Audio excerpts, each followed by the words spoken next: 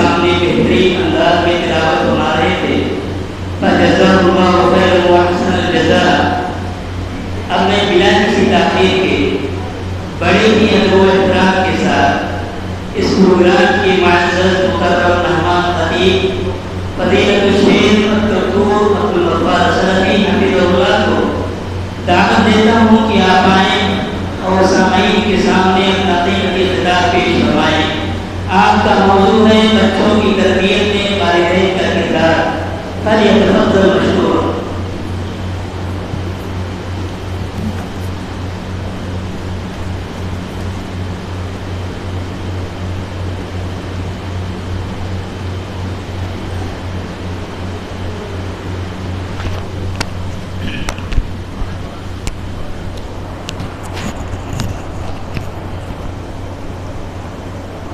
السلام علیکم ورحمۃ اللہ وبرکاتہ۔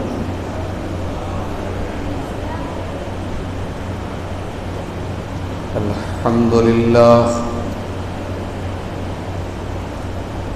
نحمده ونستعینه ونستغفره ونعوذ باللہ من شرور انفسنا ومن سیئات اعمالنا من يهده الله فلا مضل له ومن يضلل فلا هادي له وأشهد أن لا إله إلا الله وحده لا شريك له وأشهد أن محمدا عبده ورسوله يا أيها الذين آمنوا اتقوا الله حق تقاته ولا تموتن إلا وأنتم مسلمون يا أيها الناس اتقوا ربكم الذي خلقكم من نفس واحدة وخلق منها زوجها وبث منهما رجالا كثيرا ونساء واتقوا الله الذي تساءلون به والأرحام إن الله كان عليكم رقيبا يا أيها الذين آمنوا اتقوا الله وقولوا قولا سديدا يصلح لكم أعمالكم ويغفر لكم ذنوبكم ومن يطع الله ورسوله فقد فاز فوزا عظيما أما بعد فإن خير الحديث كتاب الله وخير الهدي هدي محمد صلى الله عليه وسلم وشر الأمور محدثاتها وكل محدثة بدعة وكل بدعة ضلالة وكل ضلالة في النار أعوذ بالله من الشيطان الرجيم بسم الله الرحمن الرحيم يا أيها الذين آمنوا قوا أنفسكم وأهليكم نارا وقودها الناس والحجارة عليها ملائكة غلاظ شداد لا يعصون الله ما أمرهم ويفعلون ما يؤمرون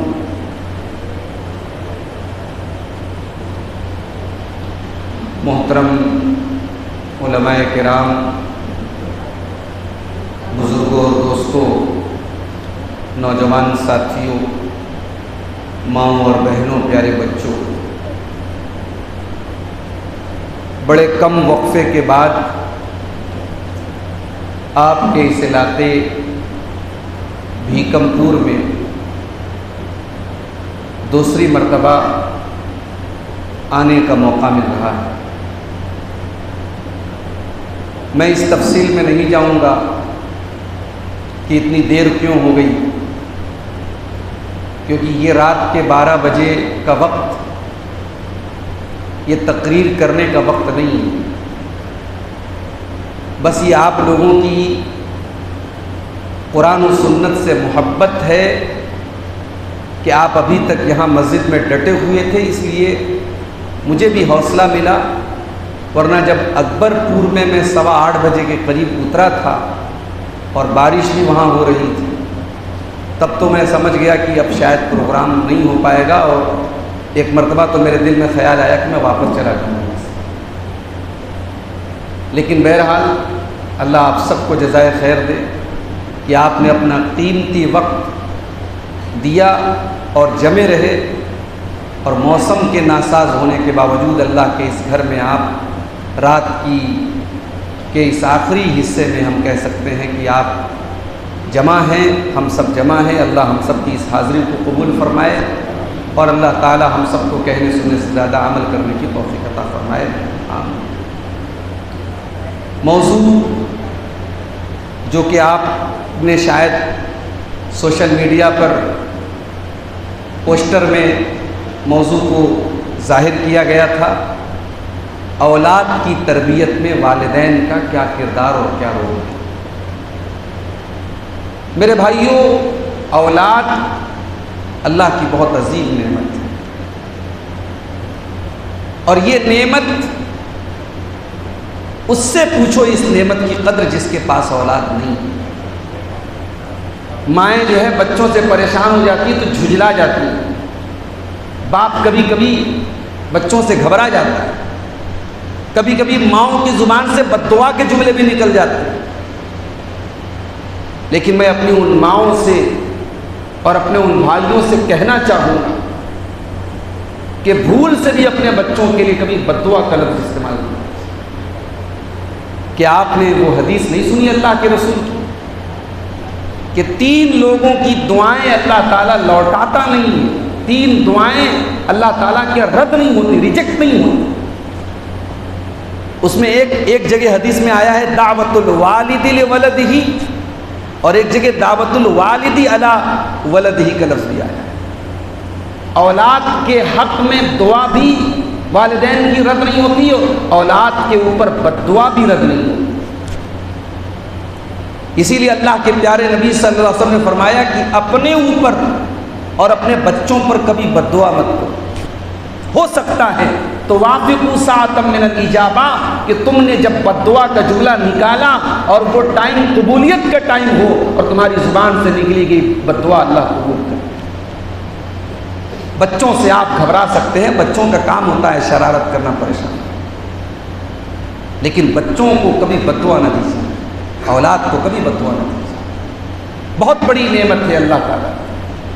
اللہ نے قرآن میں جب اپنی نعمتوں کا ذکر کیا اور اپنے بندوں کو اپنی نعمتوں کو یاد دلایا تو اللہ نے ان نعمتوں میں اولاد کی نعمت کو بھی ذکر کیا۔ وَاللَّهُ جَعَلَ لَكُم مِّنْ أَنفُسِكُمْ أَزْوَاجًا وَجَعَلَ لَكُم مِّنْ أَزْوَاجِكُمْ بَنِينَ وَحَفَدَةً وَرَزَقَكُم مِّنَ الطَّيِّبَاتِ۔ میرے بندو، اللہ تعالیٰ نے تمہارے لیے تمہارے جوڑے بنائے، تم انسان ہو، تم مرد ہو، اللہ نے مرد کے لیے عورت کو بنایا، عورت کے لیے مرد کو بنایا، تمہارے ہم جنس، تمہارے ہی جنس سے اللہ تعالیٰ نے تمہارا جوڑا بنایا۔ انسان کا جوڑا اللہ نے جانور کے ساتھ نہیں رکھا، انسان کا جوڑا انسان نے رکھا تاکہ ایک دوسرے سے محبت ہو۔ جانوروں میں آپ دیکھیں ان کا جوڑا ہوتا ہے مگر ان کے جوڑے میں محبت نہیں ہوتی، بس ایک شہوت ہے جو پوری ہو رہی۔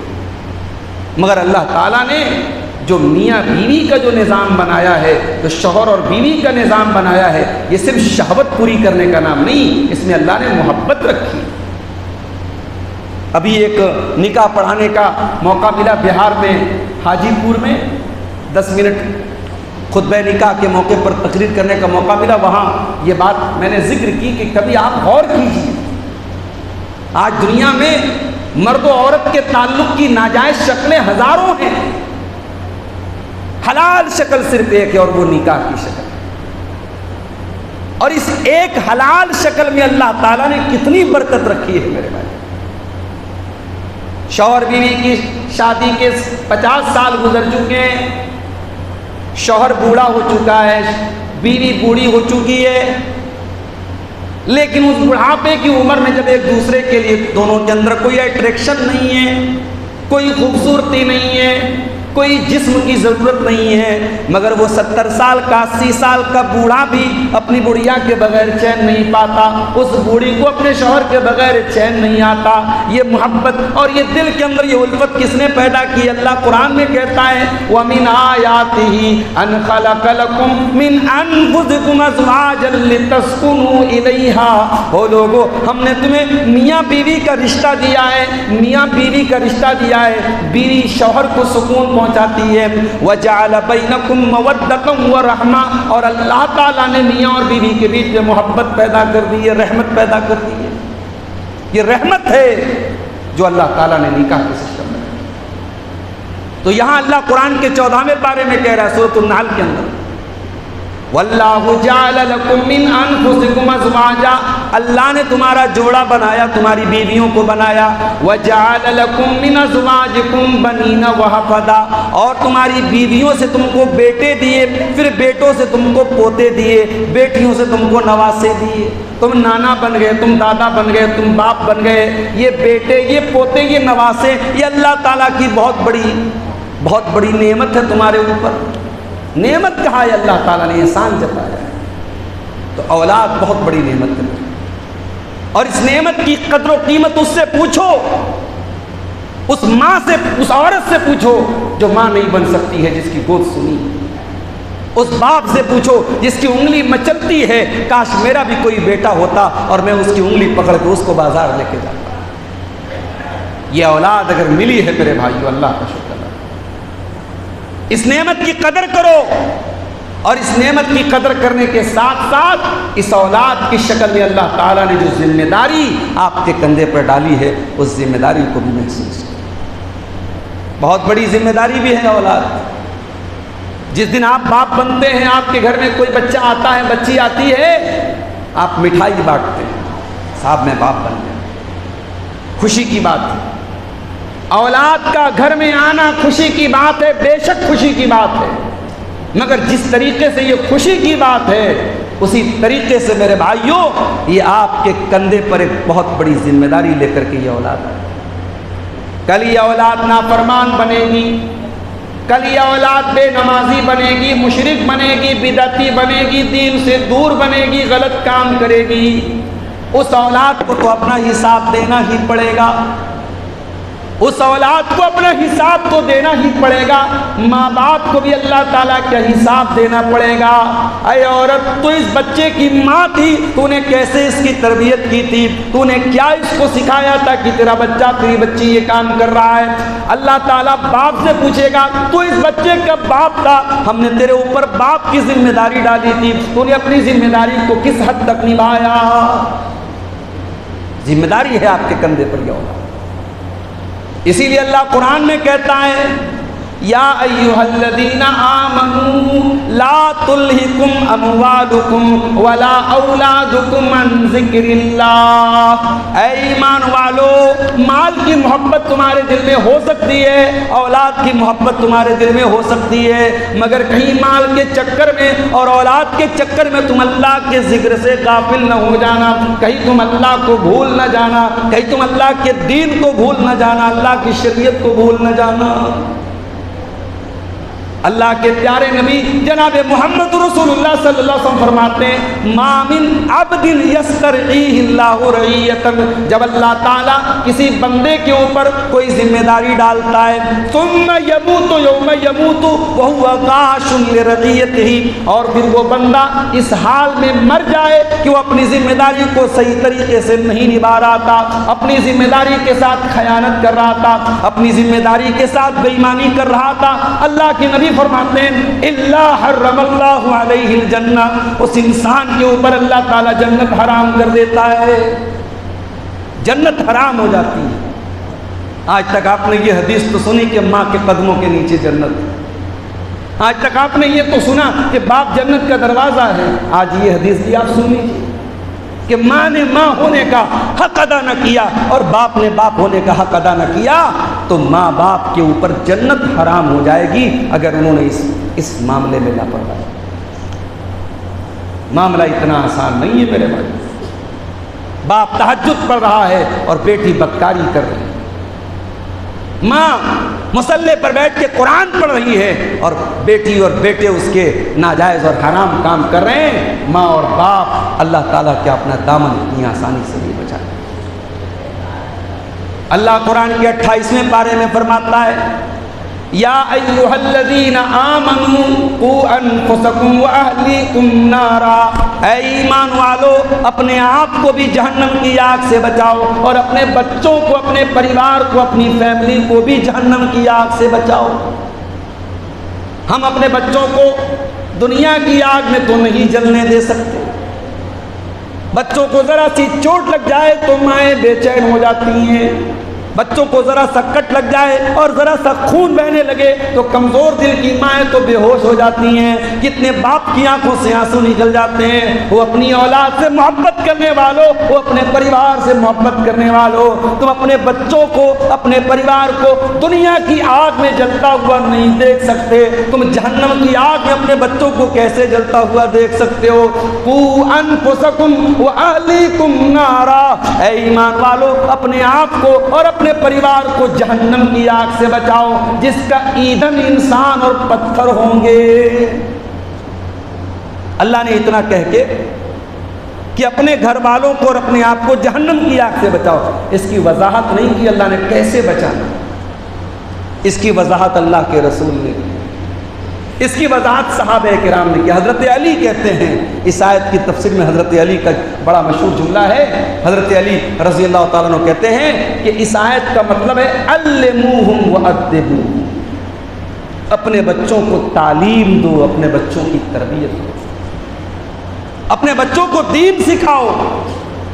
تمہارے بچے کے پاس دنیا میں کچھ نہ رہے، اگر دین ہے، ایمان ہے، توحید ہے، اللہ کی محبت ہے، رسول کی محبت ہے، صحابہ کی محبت ہے، دین کی عظمت ہے، انشاءاللہ آپ کا بچہ دنیا میں بھی کامیاب ہو اور آخرت میں بھی کامیاب ہو۔ اور آپ نے پڑھا دیا، لکھا دیا، خوبصورت بنا دیا، کپڑے پر محنت کر دی، جسم پر محنت کر دی، آپ کا بچہ دنیا میں کچھ بن جائے گا لیکن دین نہیں ہے تو آخرت برباد ہو جائے گی۔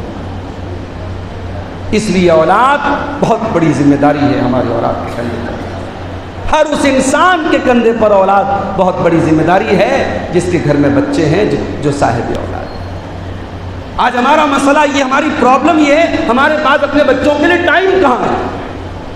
برا نہ مانے میری مائیں بہنیں، آج بچوں کو موبائل پال رہا ہے، بچے موبائل کی روشنی میں بڑے ہو رہے ہیں۔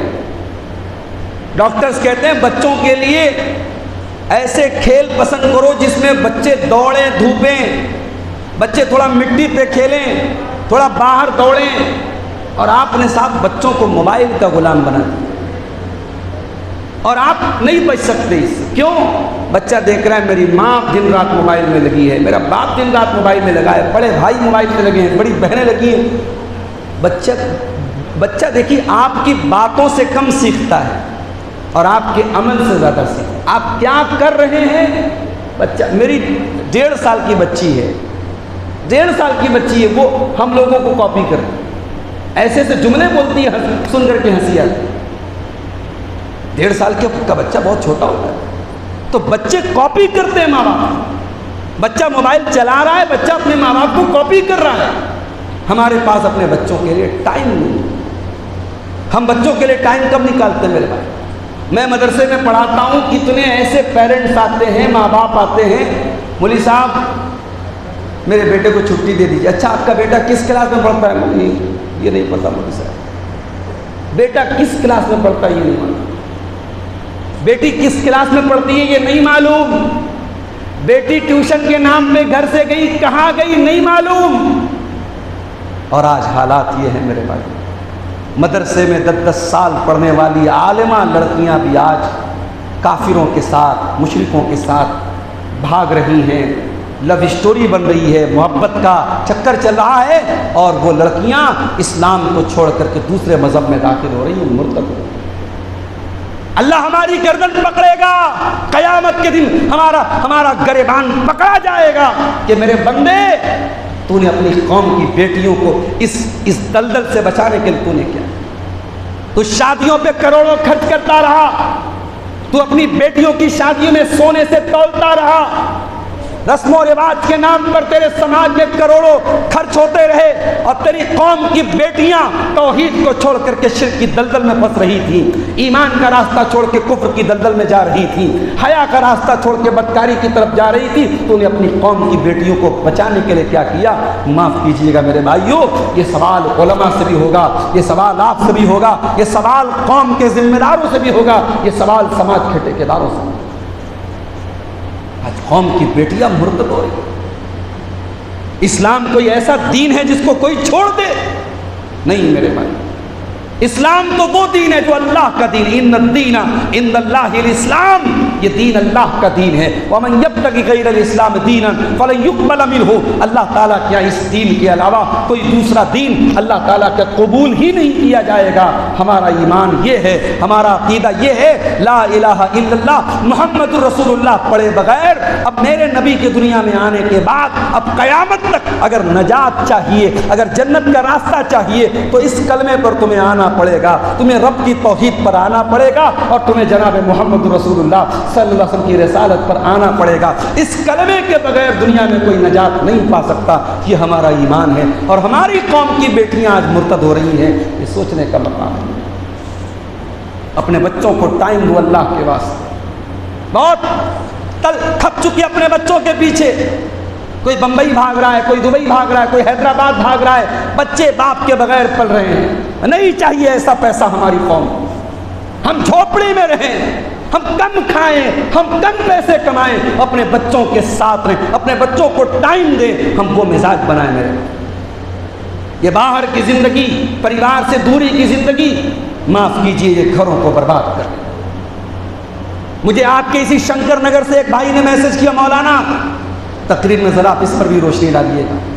ہمارے علاقے میں گھروں میں بے پردگی کا بڑا ماحول ہے، کزن سے کوئی پردہ نہیں، چاچا کا لڑکا، ماما کا لڑکا، خالہ کا لڑکا گھر میں آیا، جوان بیٹی ہے، اس کو چائے پیش کر رہی ہے، اس کو شربت پیش کر رہی ہے، اس کے سامنے بسکٹ لا رہی ہے، نہ گریبان پہ دوپٹہ ہے، نہ سر پہ دوپٹہ ہے، نہ کوئی پردہ ہے، نہ کوئی شرم ہے۔ یہ تو میرا کزن ہے۔ معاف کرنا میرے بھائیوں، علماء کی بستی ہے، اہل حدیثوں کی بستی ہے، موحدین کی بستی ہے، بڑی ذمہ داری کے ساتھ بات کر رہا ہوں۔ اگر ہمارے گھروں میں اگر پردہ نہیں ہے، حیا نہیں ہے، ہم اللہ کو کیا منہ دکھائیں گے میرے بھائیوں؟ ہم سوچیں، اگر کوئی یہ کہتا ہے نہیں صاحب ہمارا دل بہت صاف ہے، ہم اپنی خالہ کی لڑکی کو بہن سمجھتے ہیں، ماما کی لڑکی کو بہن سمجھتے ہیں، چاچا کی لڑکی کو بہن سمجھتے ہیں، معاف کرنا، اگر آپ یہ دلیل دے رہے ہو کہ ہمارا دل تو صاف ہے، اب مجھے ایک سوال کا جواب دیں، اس دنیا میں نبیوں کے بعد سب سے صاف ستھرے دل کے لوگ کون تھے؟ بولو بھائی، صحابہ تھے۔ اس دنیا میں نبیوں کے بعد ہمارا عقیدہ ہے، نبیوں کے بعد سب سے پاک صاف دل کے مالک کون لوگ تھے؟ صحابہ کرام۔ اور اس امت کی عورتوں میں سب سے نیک، سب سے دیندار، سب سے پردہ دار، سب سے شرمیلی، سب سے حیا والی کون سی عورتیں تھیں؟ بولو بھائی، نبی کی عورتیں تھیں، نبی کی بیویاں تھیں، ہماری مائیں تھیں، ازواج مطہرات تھیں۔ اب ذرا قرآن کا 22واں پارہ کھولو، اللہ سورۃ الاحزاب کے اندر کیا فرماتا ہے؟ اے نبی کے صحابہ، جب تم نبی کے گھر پہ جاؤ اور نبی کی بیویوں سے کوئی سامان تمہیں مانگنا ہو، وَإِذَا سَأَلْتُمُوهُنَّ مَتَاعًا فَاسْأَلُوهُنَّ مِنْ وَرَاءِ حِجَابٍ، تو ڈائریکٹ ان کا سامنا مت کرو، پردے کی آڑ سے سامان مانگو۔ نبی کی بیویوں کو بھی تم سے پردہ کرنا ہے، اور تمہیں بھی ان کے سامنے نہیں آنا ہے۔ ذَلِكُمْ أَطْهَرُ لِقُلُوبِكُمْ وَقُلُوبِهِنَّ، اے نبی کے صحابہ، اسی میں تمہارے دل کی بھی پاکی ہے، اور اسی میں میرے نبی کی بیویوں کے دل کی بھی پاکی ہے۔ پتہ یہ چلا، دل لاکھ آپ کا پاک ہے، آنکھیں لاکھ آپ کی پاک ہیں، مگر شریعت کا جو اصول ہے، جو پردہ ہے، وہ اپنی جگہ ہے۔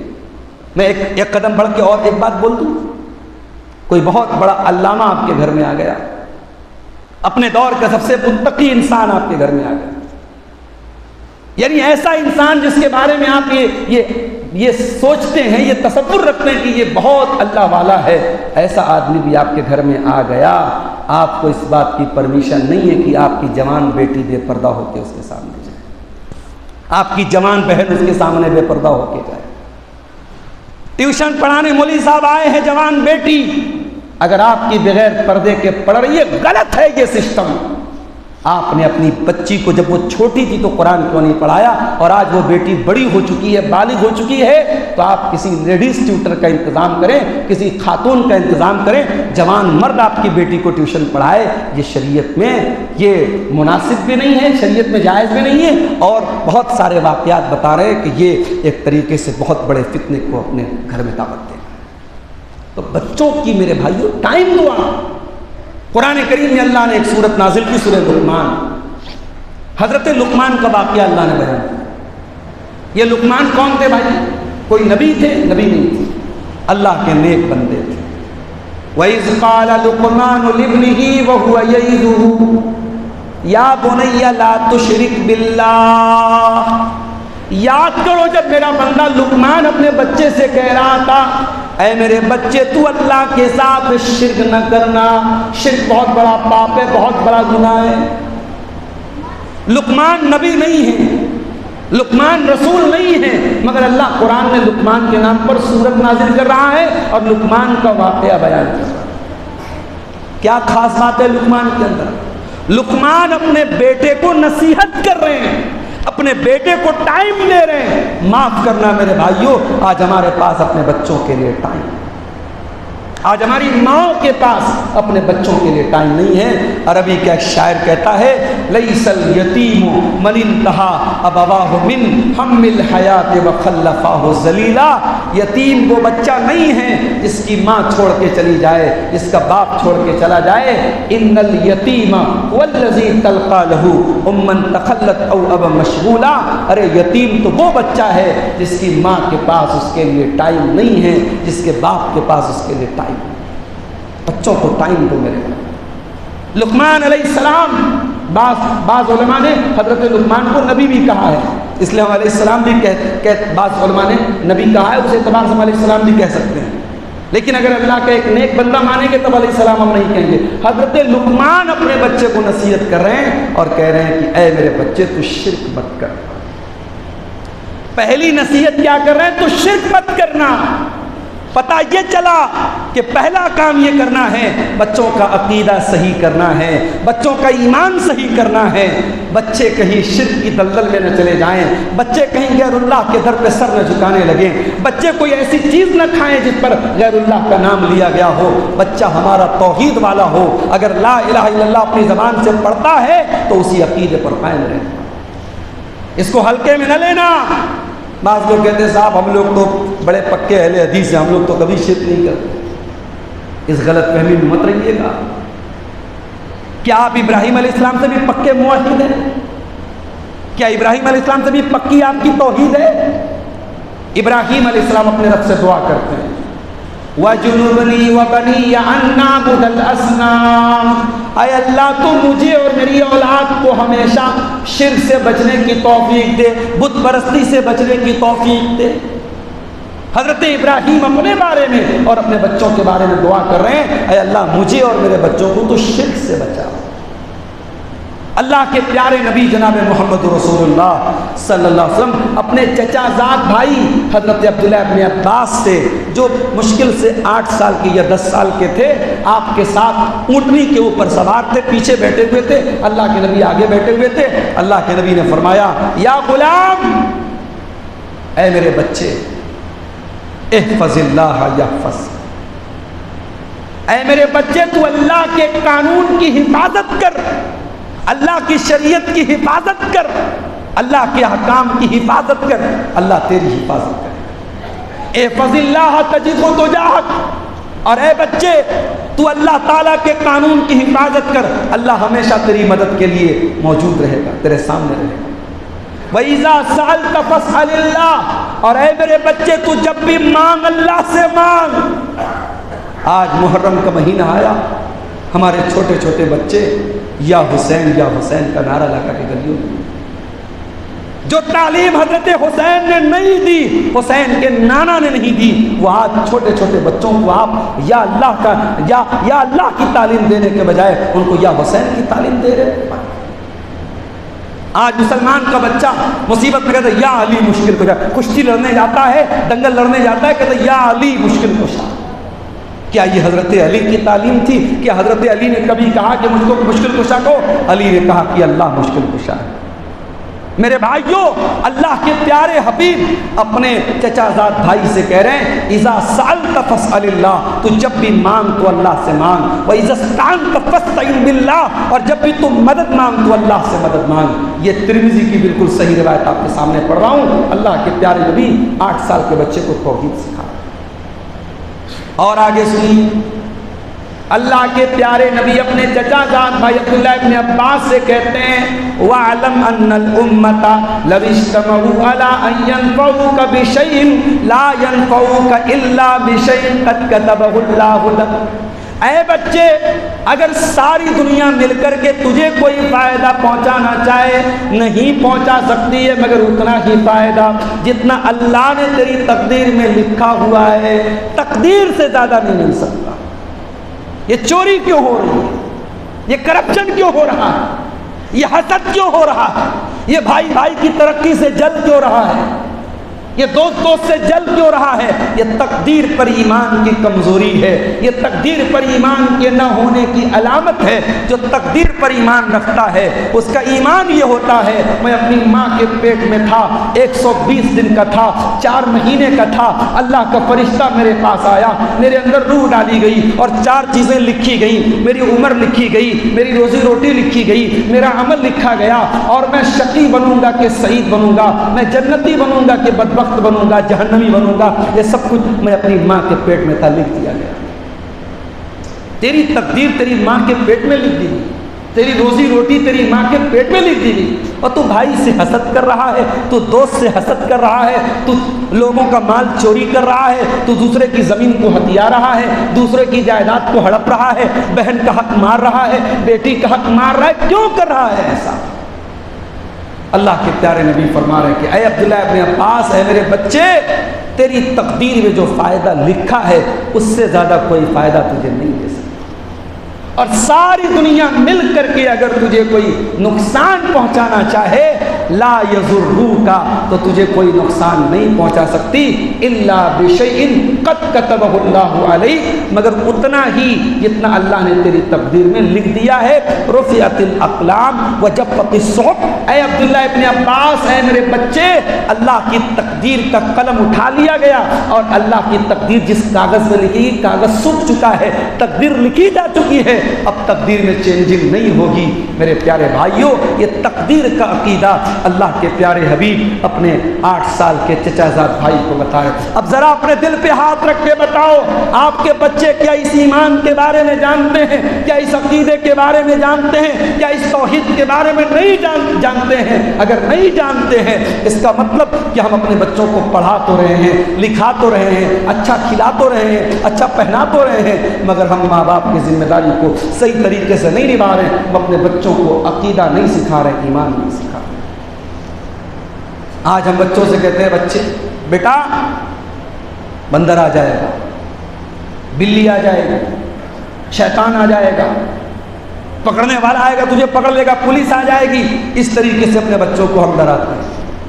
کبھی بچے کو آپ نے یہ سکھایا بیٹا جھوٹ مت بول، زبان کاٹ لی جائے گی قیامت کی، بیٹا کوئی غلط کام مت کر، اللہ دیکھ رہا ہے، اللہ کا کیمرہ چالو ہے 24 گھنٹے، کبھی اپنے بچے کو یہ بتایا؟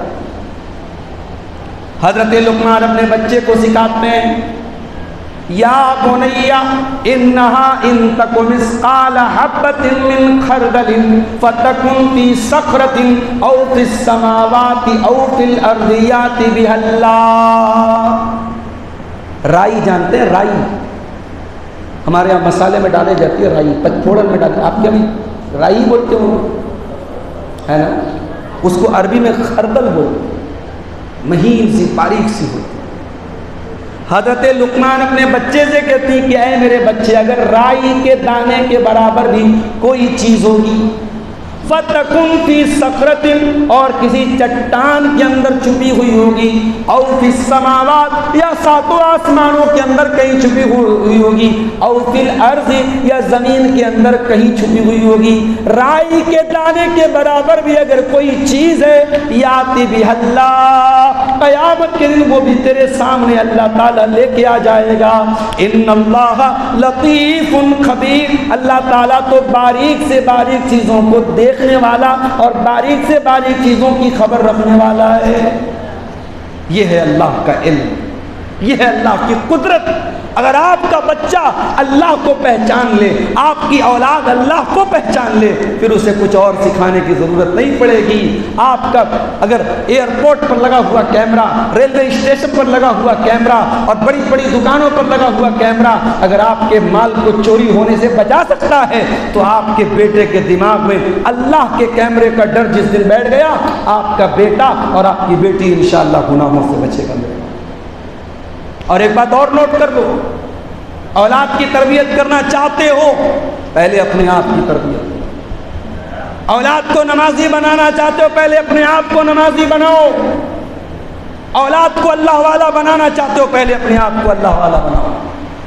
اولاد کو دیندار دیکھنا چاہتے ہو، پہلے اپنے آپ کو دیندار بناؤ۔ اور میں ایک بات اکثر تقریروں میں کہتا ہوں، ہمارے یہاں بچوں کو لے کر کے لوگ بڑے انویسٹمنٹ کرتے ہیں۔ بیٹی پیدا ہو جاتی ہے تو لوگ بیٹی کے نام پہ گورنمنٹ کی اسکیمیں لیتے ہیں، 20 سال کے بعد اتنا پیسہ ملے گا، بیٹی کی شادی کرنے میں آسانی ہوگی۔ مائیں بیٹی کے نام پہ سونے کا زیور پہلے سے بنا کے رکھتی ہیں، بٹیا بڑی ہوگی پتہ نہیں کیسے حالات ہو، میں ابھی سے بنا کے رکھتی ہوں۔ لوگ زمین خریدتے ہیں، جائیداد خریدتے ہیں، ایف ڈی کراتے ہیں، کیا کیا کراتے ہیں، وہ ایک الگ مسئلہ ہے۔ اس میں کون سی چیزیں جائز ہیں، کون سی چیزیں ناجائز ہیں، وہ ایک الگ مسئلہ ہے، میں بھی ادھر نہیں جا رہا ہوں۔ لیکن انویسٹمنٹ، آپ جو اپنی اولاد کے لیے انویسٹمنٹ کرتے ہیں، میرے بھائی کان کھول کر کے سن لو، سب سے بڑا انویسٹمنٹ کیا ہے اولاد کے لیے؟ سب سے بڑا انویسٹمنٹ اولاد کے لیے ہے کہ ہم اپنے آپ کو نیک اور دیندار بنائیں۔ جب ہم نیک اور دیندار بنیں گے، ہماری اولاد کو اللہ برباد ہونے نہیں دے گا۔ میرے بھائی آپ پوچھیں گے مولوی صاحب اس کی دلیل کیا ہے؟ آئیے ہم قرآن سے اس کی دلیل آپ کو دے دیتے ہیں۔ کل جمعہ کا دن ہے، آپ بھی یہ آیت انشاءاللہ کل پڑھیں گے۔ جمعہ کے دن اگر آپ سورہ کہف کی تلاوت کرتے ہیں تو یہ آیت کریمہ ضرور آپ کے نظروں کے سامنے سے۔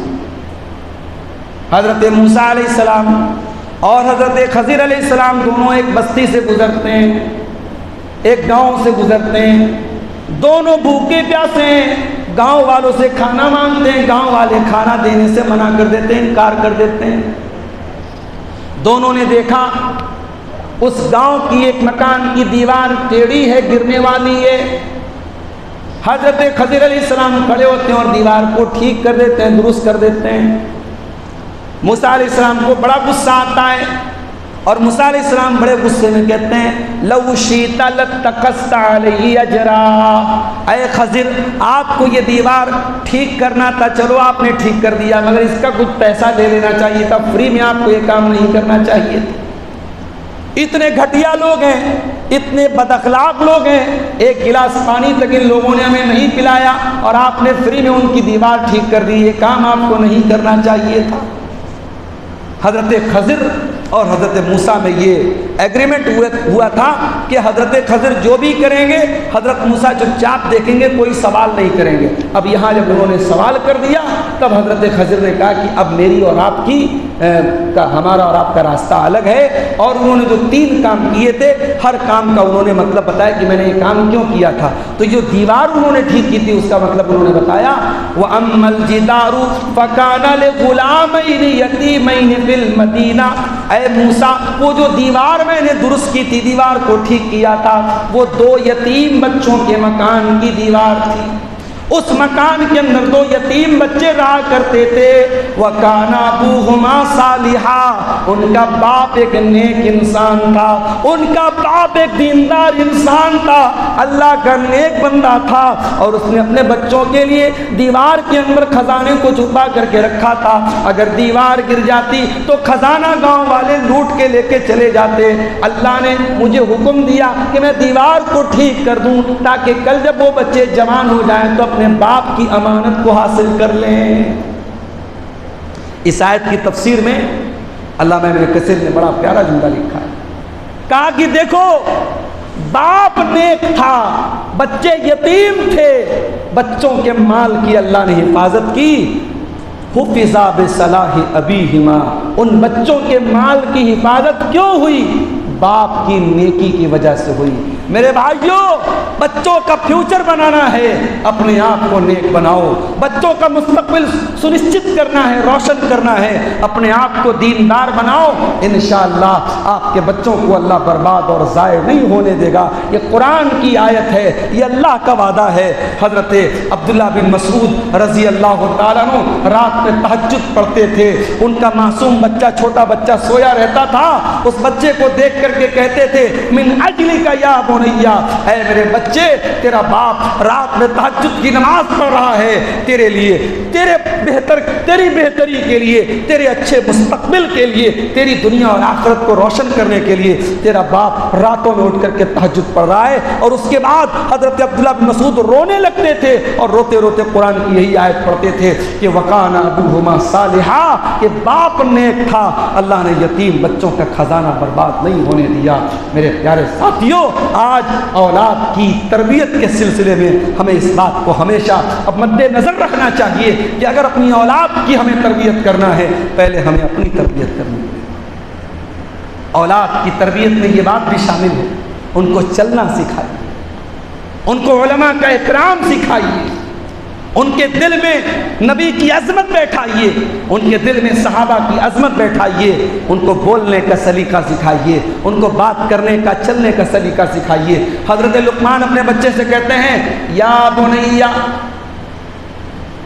ولا تصعر خدک للناس ولا تمشي في الارض مرحا، اے میرے بچے تو گال پھلا کر کے لوگوں سے نہ ملا کر، تو اکڑ کر کے لوگوں سے نہ ملا کر، اور زمین میں اکڑ کر کے تو نہ چلا کر۔ ان اللہ لا يحب كل مختال فخور، اللہ تعالیٰ گھمنڈی لوگوں کو پسند نہیں کرتا ہے۔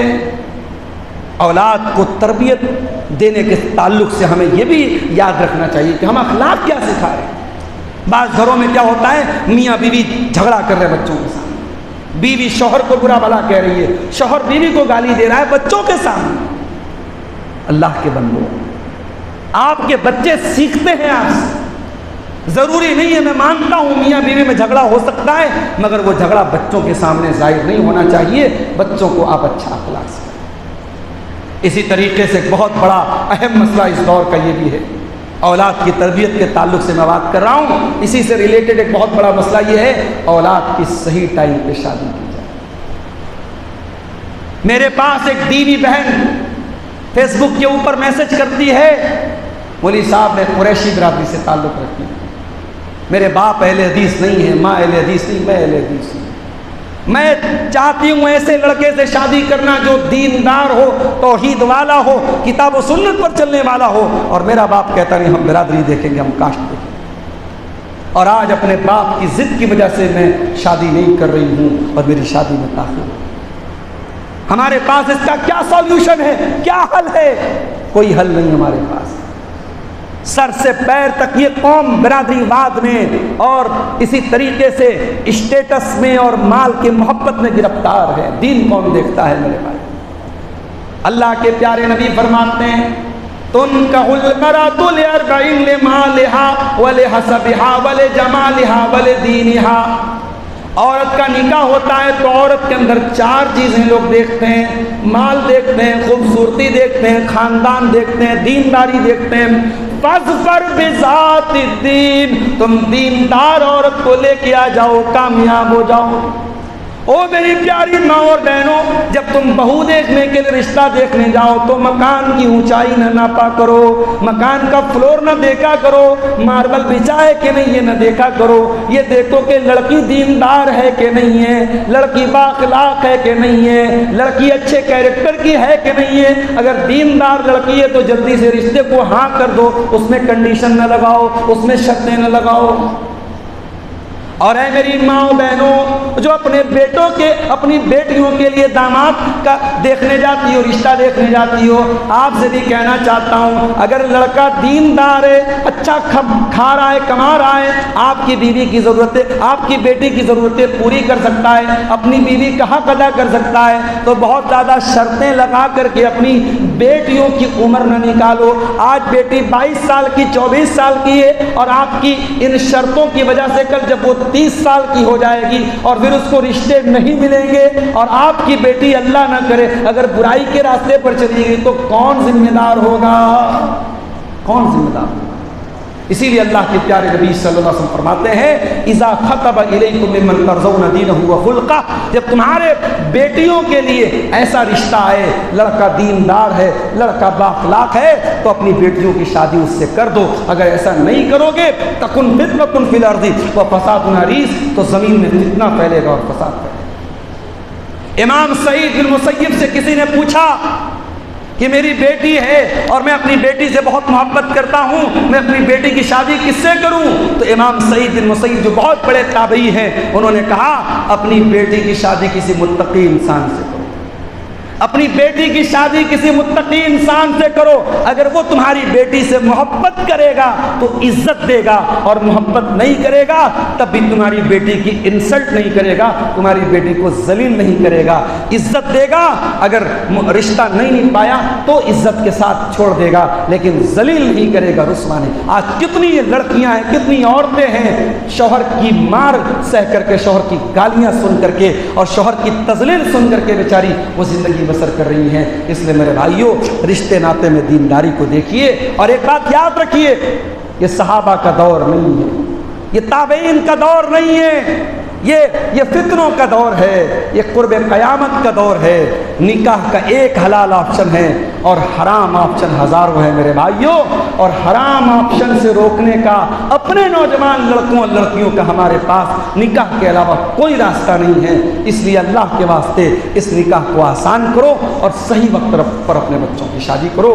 دو چیزیں اور بیان کر کے بات ختم کر رہا ہوں، وقت زیادہ ہو رہا ہے، لوگوں کو فجر کی نماز بھی پڑھنی ہے۔ دو باتیں اور، ایک آخری دو باتیں بیان کر کے بات ختم کر رہا ہوں۔ اولاد کی تربیت کے تعلق سے میرے بھائیوں ایک اور چیز ہمیں یاد رکھنی چاہیے جو والدین کی بہت بڑی ذمہ داری ہے، اولاد کے درمیان انصاف کیجیے۔ کسی بیٹے سے محبت زیادہ ہو سکتی ہے، کسی سے کم ہے، یہ تو نیچرل بات ہے۔ اللہ کے پیارے نبی 9 بیویوں کے شوہر تھے، ایک ساتھ 9 بیویاں تھیں، مگر محبت میں فرق تھا۔ لیکن جب باری لگاتے تھے آپ، باری میں آپ انصاف کرتے تھے، سفر میں جاتے تھے ڈرا کرتے تھے، قرآن نازی کرتے تھے، جس بیوی کا نام آتا تھا اس کو لے کے جاتے تھے، لیکن انصاف کرتے تھے۔ محبت میں انصاف کرنا مشکل ہے، اسی لیے اللہ کے نبی دعا کرتے تھے، اے اللہ میں نے تو بٹوارا کر دیا، میں نے تو باری لگا دی، جو میرے بس میں تھا اس کی میں نے باری لگا دی، جو میرے بس میں نہیں ہے، جو دل کی محبت ہے، جو دل کا رشتہ ہے، اے اللہ اس پر تو میری پکڑ مت کرنا۔ اولاد میں کسی ایک بچے کی محبت کم اور کسی کی زیادہ ہو سکتی ہے، مگر حقوق دینے میں آپ کو کوئی کمی اور بیشی نہیں کرنا ہے۔ اللہ کے نبی کے پاس ایک کیس آیا، ایک صحابی آئے، صحابی کا نام تھا حضرت بشیر رضی اللہ تعالیٰ عنہ۔ انہوں نے اپنے بیٹے نعمان کو ایک باغ، ایک کھجوروں کا باغ دینا چاہا، اور اس ہبہ کے اوپر انہوں نے اللہ کے پیارے نبی کو گواہ بنانا چاہا۔ اللہ کے پیارے نبی نے پوچھا کہ کیا آپ کے اور بھی بیٹے ہیں؟ کہا کہ ہاں اور بھی بیٹے ہیں۔ آپ نے کہا سب کو دیا ہے کھجوروں کا باغ؟ کہا سب کو نہیں دیا ہے۔ آپ نے فرمایا تو یہ ظلم ہے اور میں اس ظلم کے اوپر گواہی نہیں دے سکتا۔ ایک روایت میں یہ الفاظ ہیں، آپ نے فرمایا اتقوا اللہ واعدلوا بین اولادکم، اللہ سے ڈرو اور اپنی اولاد کے درمیان انصاف کرو۔ میرے پیارے ساتھیوں، آج صرف ماں باپ نہیں روتے ہیں، میرا جملہ نوٹ کیجئے، آج اولاد کے ظلم و زیادتی کی وجہ سے اگر سماج میں والدین روتے ہیں تو میں نے ایسے بچوں کو بھی دیکھا ہے جو اپنے ماں باپ کے ظلم کی وجہ سے روتے ہیں، ایسے بیٹوں کو دیکھا ہے اور ایسی بیٹیوں کو دیکھا ہے جو اپنے ماں باپ کے ظلم کی سزا بھگتتے ہیں۔ میرے پیارے ساتھیوں، اپنی اولاد پر ظلم نہ کرو، اپنی اولاد کے ساتھ ناانصافی نہ کرو، ان کا جو حق ہے ان کو دے دو۔ اور آخری بات یہ ہے کہ اولاد کی تربیت بہت بڑی ذمہ داری ہے۔ آپ کوشش کیجئے، آپ محنت کیجئے، لیکن آپ گارنٹی نہیں لے سکتے۔ नूह अलैहिस्सलाम इतने बड़े नबी हैं, उनका बेटा ईमान नहीं लाया, क्या हम ये कह सकते हैं नऊज़ुबिल्लाह कि नूह अलैहिस्सलाम ने तरबियत नहीं की थी, उनकी तरबियत में कमी थी? नहीं, दिलों का रिमोट कंट्रोल अल्लाह के हाथ में है, दिलों का मालिक अल्लाह है। इसलिए औलाद वालों, जब हाथ उठाया करो दुआ के लिए, तो मैं एक दुआ आपको सिखा के जा रहा हूँ, और कभी जब ये दुआ पढ़ना, इस दुआ को याद कर लेना, और जब इस दुआ को पढ़ना तो इस दुआ को याद कराने वाले और इस दुआ को बयान करने वाले मौलवी के हक़ में भी दुआ कर लेना मेरे भाइयों। ये दुआ आपको कहाँ मिलेगी? कुरान के 26वें पारे में मिलेगी, सूरह अहकाफ की आयत नंबर 15 में। जब इंसान 40 साल का हो जाए तब उसको ये दुआ ज़रूर करनी चाहिए। अल्लाह ने कहा कि जब बंदा 40 साल का हो जाता है तो ये दुआ पढ़ता है, रब्बी औज़िनी अन अश्कुरा निअमतक अल्लती अनअमत अलैया व अला वालिदैया।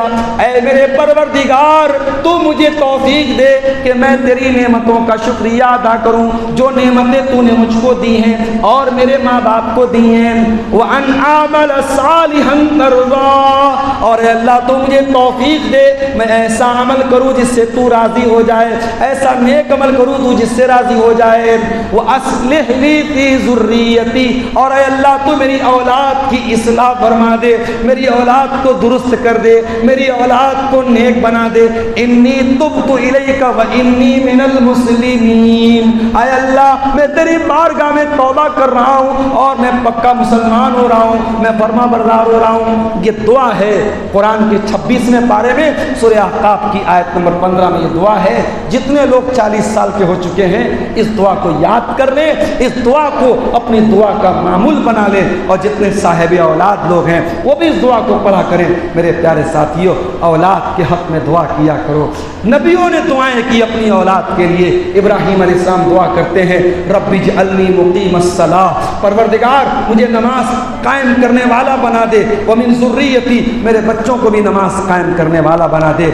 अपनी औलाद के हक़ में दुआ करो, इंशाअल्लाह अल्लाह आपकी औलाद को ज़ाय होने नहीं देगा। ये तरबियत औलाद के मौजू पर चंद बातें आपके सामने रखी गई। वक्त की नज़ाकत को देखते हुए मैं इन्हीं बातों पर बात को ख़त्म कर रहा हूँ, ये दुआ करते हुए कि अल्लाह ताला हमें से जो साहिब औलाद है उनको अल्लाह अपनी औलाद की सही तरबियत करने की तौफ़ीक़ अता फ़रमाए, और जो बे औलाद हैं या औलाद की नेमत से अभी तक अल्लाह ताला ने उनको नवाजा नहीं है, अल्लाह जल्द से जल्द उनके घर में नेक और साले औलाद अता फ़रमा दे, और उनके घर की जो बीवियां हैं उनकी गोद अल्लाह ताला नेक और साले औलाद से भर दे। रब्बुल आलमीन हमें अपनी ज़िम्मेदारियों को सही तरीके से निभाने की तौफ़ीक़ अता फ़रमाए। हम में से जो बीमार हैं अल्लाह उनको शिफ़ाए कामिल अजील अता फ़रमाए, जो रोज़ी रोटी से परेशान हैं अल्लाह उनके कारोबार में, उनके रिस्क में बरकत नसीब फ़रमाए। बहुत सारे इलाके ऐसे हैं जहाँ इतनी बारिश हो रही है कि तबाही मची हुई है, और बहुत सारे इलाके ऐसे हैं जहाँ बारिश ना होने से तबाही मची है।